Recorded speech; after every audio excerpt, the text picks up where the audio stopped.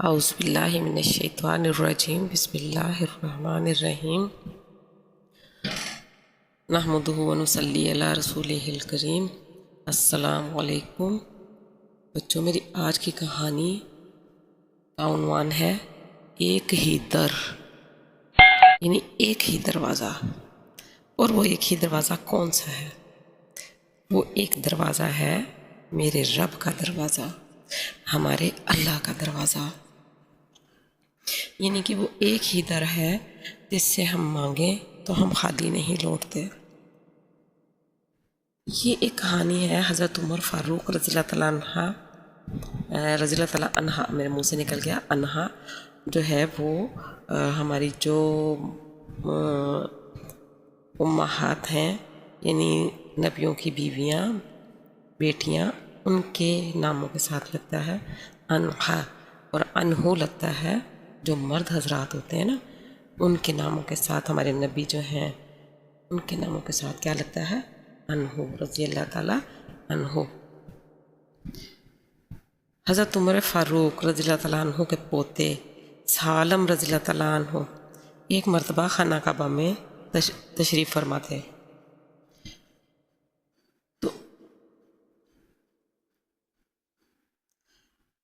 اس وقت یہ جو مطاف کا آپ کو پتہ ہوگا، جنہوں نے حج کیا، خاص طور پہ خانہ کعبہ کے آس پاس وہ حصہ جس میں خانہ کعبہ کا طواف کیا جاتا ہے، اس میں آپ صلی اللہ علیہ وسلم کی ملاقات وقت کے بادشاہ ہشام بن عبد الملک سے ہوئی۔ ہشام نے اسلام کیا اور اس کے بعد عرض کیا کہ حضرت کوئی ضرورت ہو تو حکم فرمائیے تاکہ میں آپ کی خدمت کر سکوں۔ آپ نے فرمایا، ہشام، مجھے بیت اللہ شریف کے سامنے کھڑے ہو کر اللہ کے سوا کسی اور سے ضرورت بیان کرتے ہوئے شرم آتی ہے۔ اللہ کے ادب کا تقاضا یہ ہے کہ یہاں صرف اسی کے سامنے ہاتھ پھیلایا جائے۔ اب بچوں، ہشام لاجواب ہو کر خاموش ہو گیا۔ جب آپ حرم شریف سے باہر نکلے تو ہشام بھی اسی وقت باہر نکلا، آپ کو دیکھ کر قریب آیا اور کہنے لگا، حضرت اب فرمائیے کہ میں آپ کی کیا خدمت کر سکتا ہوں؟ آپ صلی اللہ علیہ وسلم نے فرمایا، آپ صلی اللہ علیہ وسلم نے نہیں، حضرت عمر فاروق رضی اللہ تعالیٰ عنہ نے فرمایا، ہشام بتاؤ میں تم سے کیا مانگوں، دین یا دنیا؟ ہشام جانتا تھا کہ دین کے میدان میں تو آپ کا شمار وقت کے بزرگ ترین لوگوں میں ہوتا ہے، لہٰذا کہنے لگا، حضرت آپ مجھ سے دنیا مانگیں۔ آپ نے فوراً جواب دیا، دنیا تو میں نے کبھی خالق و مالک سے بھی نہیں مانگی، بھلا تم سے کیا مانگوں گا؟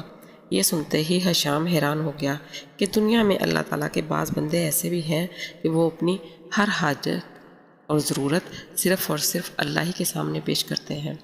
سچ ہے کہ جن حضرات کو اللہ کے دربار میں فریاد پیش کرنے کے آداب آتے ہیں، وہ دنیا داروں کے سامنے سوال کے لیے کبھی ہاتھ نہیں پھیلاتے۔ ہمیں بھی بچوں ان بزرگوں کے طریقے پر چلنا چاہیے، اور جب ہمیں کسی چیز کی ضرورت ہو تو سب سے پہلے نماز پڑھ کر اللہ سے دعا مانگیں، اور پھر اس کے بعد والدین سے ادب کے ساتھ درخواست کریں۔ اگر مناسب ہوگا تو وہ ضرور دے دیں گے۔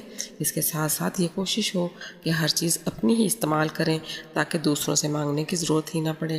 لیکن بچوں، ماں باپ اگر ہمیں کوئی چیز نہیں دیتے تو ایسا ہوتا ہے، یا اللہ سے ہم مانگتے ہیں تو اللہ تعالیٰ ہمیں نہیں دیتے، تو اس کا مطلب یہ نہیں ہوتا کہ بھی اللہ دے نہیں سکتے۔ دراصل وہ چیز ہمارے لیے فائدہ مند نہیں ہوتی۔ ہم تو اللہ سے مانگ رہے ہوتے ہیں، لیکن اگر وہ ہمارے لیے فائدہ مند ہو تو اللہ ہمیں ضرور دے۔ اسی طرح سے ہم اگر اپنے والدین سے کہیں کہ ہمیں آپ وہ کوئلہ دے دیں آگ کا جلتا ہوا، تو کیا وہ ہمیں پکڑا دیں گے؟ نہیں پکڑائیں گے نا، اس لیے کہ ہاتھ جل جائے گا۔ تو اس لیے اللہ تعالیٰ بھی ایسا ہی کرتے ہیں کہ جو چیز بچوں کے لیے فائدہ مند ہے، اور ہمیں نہیں پتہ چلتا کہ اگر ہم وہ چیز اللہ سے مانگ رہے ہیں اور اللہ ہمیں نہیں دے رہے تو اس میں ہمارا نقصان کیا ہے، وہ اللہ ہی کو پتہ ہوتا ہے۔ ہمیں تو یوں لگ رہا ہوتا ہے کہ بس ہماری ضرورت پوری نہیں ہو رہی، اللہ ہمیں دے دیتے تو پھر کتنی اچھی بات تھی، کتنا مزہ آتا۔ تو یہ چیز نہیں سوچنی، بس اللہ کی رضا میں راضی رہنا ہے، ٹھیک ہے؟ اچھا، آج میں آپ کو ایک لطیفہ بھی سناتی ہوں، ٹھیک ہے؟ ایک بچے نے طوطے کو فارسی زبان سکھائی۔